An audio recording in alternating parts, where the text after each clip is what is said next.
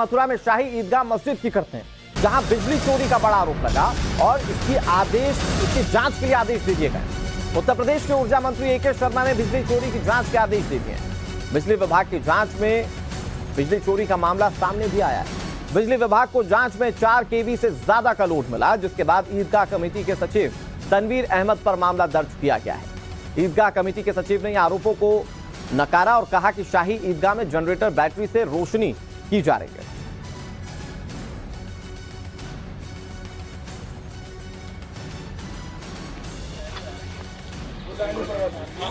बिजली की चोरी जहां भी हो रही है वो हमें रोकना है। हमारा जो विभाग है उसका प्रमुख काम बिजली आपूर्ति करना है, लेकिन जब जो हम बिजली आपूर्ति होती है उसका जब पैसा नहीं आता है तो हमें बिजली काटनी पड़ती है। बिजली का नहीं चोरी करने वाले को दंडित भी कराने की कोशिश की जाती है। अभी हमारा जो प्रावधान है बिजली का, उसमें ये है कि 1 साल की पेनाल्टी हम लोग करते हैं, लेकिन हम जरूर इन ऐसे केसों को देखेंगे कि जहां इस तरह की ऐसे साक्ष्य हैं, ऐसे एविडेंस है कि बहुत बड़ी चोरी की जा रही थी, बहुत लंबे समय से की जा रही थी, उसके लिए क्या प्रावधान किया जा सकता है, इसका हम देखें। इधर शाही ईदगाह कमेटी के सचिव तनवीर अहमद ने इन आरोपों को खारिज कर दिया। उनकी ओर से क्या कहा गया, आपको सुनाते हैं। शाही मस्जिद ईदगाह खुला ओपन है, जो कवर्ड एरिया है वहां भी ना तो कोई कूलर है, ना एसी है, ना कुछ है। सर्दी है, पंखे चलते रही, दिन का बात बता रहे हो, लाइट जल नहीं रही, तो आखिर वहां करंट स्टेटस था क्या? और जिस आप केबल की बात कर रहे हैं वो केबल हमारी है ही नहीं। वहां तो आप जानो एक सिक्योरिटी की लाशें डाली हुई है, एक पुलिस महकमे की है, एक केबल और जा रही है। अब आप कल्पना के आधार पर साहब इस केबल से जलाते होंगे। हमारा वहाँ जनरेटर मौजूद है, हमारी वहाँ बैटरी मौजूद है, निर्बाध रूप से चल रही है।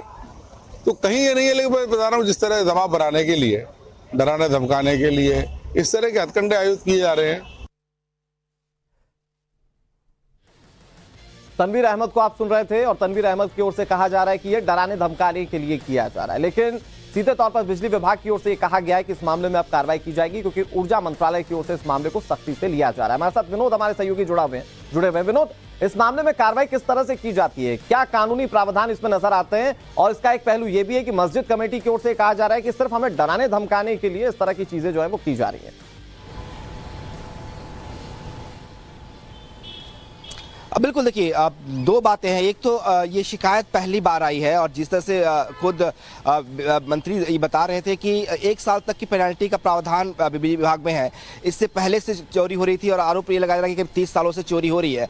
तो इसमें कैसे कानूनी पहलू हो सकते हैं वो विभाग तय करेगा, और प्रावधान क्या क्या है वो उसको देखने के बाद ये तय कर पाएंगे कि आखिर ऐसे में पेनल्टी कैसे कर पाएंगे और इस चोरी कैसे पकड़े पाएंगे। जो दूसरा इमाम की तरफ से कहा जा रहा है, जो शाही इमाम है उनकी तरफ से जो कहा जा रहा है कि जो करंट स्टेटस था वो क्या था, जब बिजली विभाग की टीम वहां पहुंची तो उन्होंने क्या क्या पाया। जो आरोप है कि 3 किलोवाट की बिजली वहां जल रही थी, क्या सच में वहां पे 3 किलोवाट की क्षमता की बिजली का इस्तेमाल हो रहा था, क्या क्या इक्विपमेंट आए। जब बिजली विभाग रेड करती है तो इक्विपमेंट्स को चेक करती है कि घर में कितने एसी हैं, कितने फैन हैं, कितने कूलर हैं, किस तरह का बिजली का खपत घरों में हो रही है, या किसी जो संस्थान है वहां पे किस तरह की खपत है बिजली का। उसके आधार पर तय किया जाता है कि इतनी किलोवाट की बिजली होती होगी, इतने साल से अगर बिजली का बिल जमा नहीं किया गया तो इतना जुर्माना हुआ।